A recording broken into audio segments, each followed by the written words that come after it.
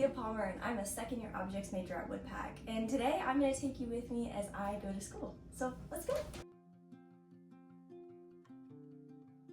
So my drive from my house to Winterthur usually takes about 15 minutes. And I remember it being quite difficult to find the entrance when I first got there, so I'm showing you a little bit of the drive-through after you get into the Winterthur entrance. All the students are directed to park in what we call the greenhouse lot. So after you get into the entrance, you turn at this stop sign and take a really sharp hairpin turn up this little hill, and it's going to direct you into the greenhouse lot. After parking, you take this kind of meandering walk down the hill, and you'll encounter the Winterthur house for the first time. And then you're going to walk through the gallery's reception atrium, which we call the GRA. And in the GRA to your right, you are able to see the galleries, and then you can get an entrance into the house itself. Past the GRA, you encounter the research building, where you sign in with your ID, and you pass the Winterthur Library, which is stock full of books that are really useful in any research that we're doing about our objects. As soon as I get into the building, I first stop into the lunchroom, where we all take our lunch at about 12, and I put my lunch away. And then I'm going to head upstairs. I'm on the second floor right now, but most of the labs, all of the labs are on the third and fourth floors. The third floor is where the objects lab is situated.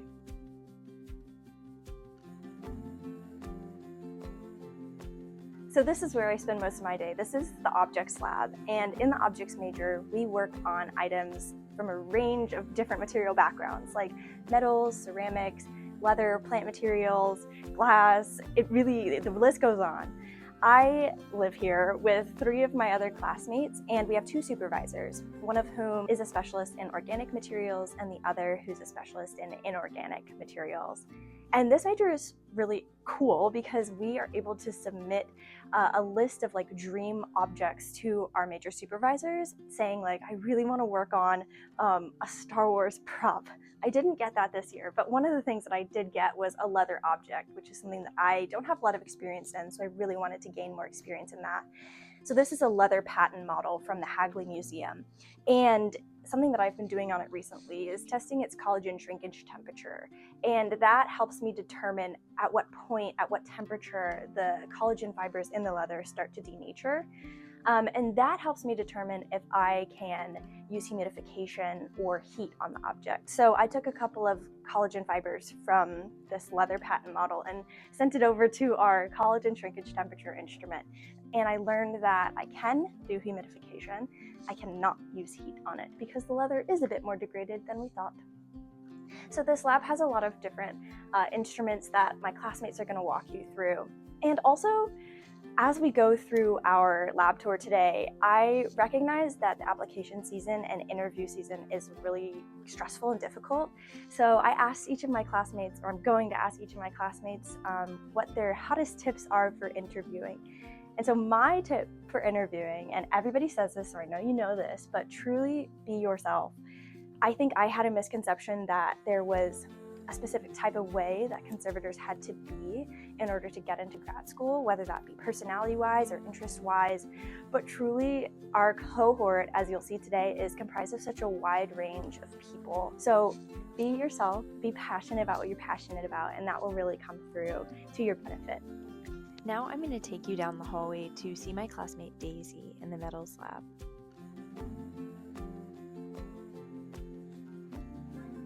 Hey Leah! Welcome to the Metals Lab, which is the annex space of the Objects Lab. We use this for working on treatments, doing seminars. So we've got some extra ventilation and extraction in here, and 2 fume hoods that you can work in as well. And there's also, this is the room where we put our solvent waste and different hazardous waste, which has been a really great part of the program, is learning more about safety. Right now, I'm working on a lacquer treatment of this really cool mask that was made in Japan in the 1800s. It's lacquer on wood, and some of the lacquer is delaminating, and this can be particularly challenging to treat. So this is a special setup called shibari. So what you basically do is you can use rods to create highly localized pressure, which basically can mimic the type of pressure that you might get from a finger pressing on. For my interview, I practiced a lot with a lot of different people, and I found that to be really helpful. And maybe make a decision before your interview if you want to read from a script or just kind of go freehand. Don't be afraid to be yourself. People won't grill you, and it's okay if you don't know the answer to a question. I didn't, and they explained it to me, so it's okay to not know everything. I think people just want to get a sense of who you are and what it's like to teach and work with you.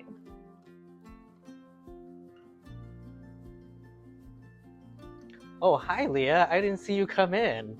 Welcome to the Furniture Lab. I'm Carl Magaro, and I'm the Postgraduate Fellow in Furniture Conservation this year. So in the Furniture Lab, we have different objects that come in. So right now I'm treating these two chests, as well as a work table that requires new upholstery in the work basket. Other things that we get in are things, that are around the house, such as chairs, as well as tables. So this table right here is a Belcher table, which is pretty rad, I think. So on top of conservation research, we do a lot of hands-on treatments. So we actually have plenty of tools around to help us with our treatments. We have things like chisels, hammers, anything woodworking related. Right now I'm working on a project creating microscope slides for a reference library of different wood samples. I made these slides by first mounting my sample material in a microtome and slicing them to very fine shavings. I used two different stains. One is Saffron and O, and the other is Astra Blue. Saffron and O binds to cellulose, and Astra Blue binds to other materials like the cell walls in the plant. So you should be able to see differences in the morphology of the sample. So an interview tip that I have is get to know what resources are available to you. So find out what kind of databases or publications or journals are within the field, and try to think about how relevant that is to the type of research that you want to do. Now we're going to head over to the paper lab to see my classmate Sam. Hi, Leah. Welcome into the paper lab. My name is Sam Lee. There are two Sams. And I am a paper major and a library and archives minor. So in the paper lab, we've got a lot of cool toys. The most exciting being our very new suction table and humidification dome. It looks like a little alien, and we're looking for names. So please recommend some if you have any. We also have a wash table for different aqueous treatments, our fume hood, of course, and then we also have a refurbished microfade tester, or MFT. This treatment that I'm working on right now is this watercolor, and when I got it at the beginning of the year, it had very little context to it. We didn't know the artist or the time period at all. We just kind of guessed based on the style. It was from the 20th century. But using infrared reflectography, we were able to see a signature that's down in this corner. And we were able to identify the artist as Edward Morton, who was an American artist during the 30s and 40s. And this also has a date right next to the signature that shows that it was made in 1936. Since Sam is also a library and archives minor, she's going to take us upstairs to visit the library lab. Okay. So I am also a library and archives minor, which means I spend a little bit of time here in our beautiful library lab. So we have another sink for even more washing, as well as a variety of presses for dressing different things. And some different sewing frames, and our microscope is over here underneath that plastic covering. And as a minor, I am doing one treatment project, which is this beautiful lady right here. So far I have dry cleaned this and have been testing different consolidants for the boards. We also have another area across the hall where we have a lot of our larger bookbinding equipment. So we have a guillotine, a job backer, and a plow. We also have an ultrasonic welder for making different housings and a large board shear. Interview tips. Okay, I think the best tip that I can give is to be confident in yourself and what you're presenting, as well as like the work that you've done in the past, because you already have so many accomplishments and achievements, and you should, tell the interview panel that with confidence and pride. Just down the hall from the library lab, we have the preventive lab. Hi, my name is Banan Nguyen, and I'm a second-year graduate fellow in the WUDPAC program, majoring in preventive conservation. Welcome to the Preventive Lab. We're the only program in North America that offers preventive as a specialty. So something that I do on my day-to-day is that I do the IPM for the 3rd and 4th floors of the research building here at Winchester. And so what I do is I coordinate with all of my other classmates in my cohort, and they do the pest IDing in the traps that are located all throughout the labs on the 3rd and 4th floors. And so they then send me what they find in their pest traps, and then I make this nifty little report here of what is found in each of these traps for the month. So here in the preventive lab, we also have a few scientific ovens that are used for thermal aging or for Audi testing. We also have over here a freezer that is often used by other students for IPM purposes. So for any items that they're treating that they're worried might have pest activity, they get put into the freezer for a certain amount of time, depending on what is of concern. The tip I have for the interview process is to make sure to back up your presentation onto another hard drive, into a cloud or something. You never know what might happen during that week or right before your interviews.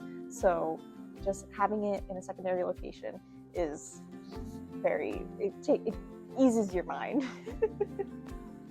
Just a little farther from the preventive lab is the paintings lab. Hey Leah, welcome to the paintings lab.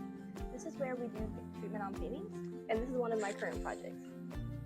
So this is a miniature object that's scheduled for rotation on the museum in the next coming years. This piece had previous water damage, so I'm working currently on removing the varnish, and then we'll go forward with painting and filling. We have tons of equipment here in the paintings lab. This is our Hyrox microscope that we use for micrographs and high-res imaging. We also just got a new suction table, which we use for lining treatments, but currently it's being used as a work surface for tear mending. So the paintings lab is actually 2 distinct spaces. So we have another lab over here that we call the wet lab. Hi, Leah. This is the wet lab. Yeah, this is where we do all the chemistry. The cooking, if you will. This is our cross-section microscope, where we image our samples in UV or visible light. Okay, here's my tip for your interview. Don't worry if they don't laugh at your jokes. And also feel free to reach out to your WUDPAC student host or any current WUDPAC students with questions, or if you want help rehearsing. Yeah. Yeah, we're here to help. Also, reach out to previous supervisors and mentors. It's a really great way to get feedback on projects that maybe you haven't looked at in a while. Bye! Hi guys, welcome to the photo studio. My name is Tatiana Shannon, and I am a second-year paintings conservation major at Winchester in the WUDPAC program. And so this is the photo studio, a room in which you'll be spending a lot of time in both first and second year. As you can see here behind me, we have a setup space where you might take your before, during, or after treatment shots, dealer's choice. But wait, there's more. If you are a fan of the very tiny objects, or if you are a fan of the paper, the book, the cellulose in general, we have a coffee stand set up right here, just waiting for you and your tiny bewildering prints and books. I love you for it, but not my thing. All right, and also, this is where we do a lot of our imaging analysis. We don't have anything set up for that right now, but here's where we do our UV, our IRR, our multispectral analysis. Yeah, you're gonna be spending a lot of time in here. Here's my interview tip. Don't panic. Nobody is waiting for you to fall over your feet. Everybody here wants you to do your best, and I have full faith that you will, so.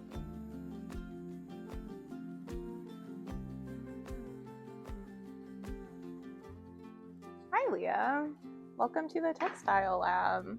You just give me 1 second. Right now I'm working on some humidification, so I just need to set the timer. So this project is my China export silk curtains, and I will be taking care of the kind of shattering that you see here on the handling edge. Now that I've gotten the humidification going, we're just gonna let that sit there for like 7 minutes. But that gives me some time to show you guys around the textile lab. So as you can see, we have some pretty big tables in here. It's really great for when we're working on large scale textiles. And some other cool things that we have in the textile lab include the polarized light microscope. This is for fiber identification. Polarized light microscopy is a micro-destructive procedure that does require a sample, but you really need just a very, very small amount of sample. And then you can see the kind of morphological features of the fibers. And then something else we do in textiles is like washing. You sometimes have very large scale textiles, so you have a very large scale tub. You might have seen a similar tub in the paper lab. Ours is much bigger. An interview tip. So I've had people come up to me in the past and they've been stressed out about the object examination, especially because since we're not in person anymore, they send you a file of images and you have an hour beforehand, right, to examine those images. And I can see how it can be really stressful, especially if you don't have the object right in front of you. Picture quality, what that's gonna be like. I would just say don't stress about it. Just use your time wisely. You just take a bunch of notes, look at something, a material maybe you're comfortable with, and the actual object examination is more of a discussion. They're not like grilling you, like, what do you know? They are also sometimes, they might even help guide you to the right answer. So I think it's important to just keep in mind that much of what we do in conservation, it's a discussion, and it's important to show that you can engage in that kind of talk. Well, thank you so much for coming with me on this tour of WUDPAC's lab facilities. I hope you feel that it was informative, and I hope you feel a little more confident going into your interviews. Best of luck!